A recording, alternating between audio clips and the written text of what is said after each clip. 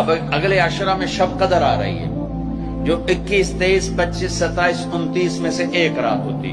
ہمارے پاکستان میں صرف 27 کو لوگ جاگ رہے ہوتے ہیں. جاگو 27 کو جاگو, لیکن میں کہتا ہوں میرے نبی کا فرمان ہے شب قدر 5 راتوں میں گھومتی ہے.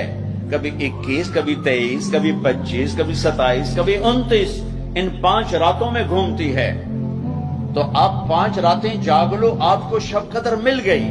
اور شب قدر کا بیک گراؤنڈ کیا ہے؟ میرے نبی نے فرمایا بنو اسرائیل میں 4 انبیاء نے 80 سال یا 4 مجاہدین نے 80 سال اللہ کے راستے میں جہاد کیا.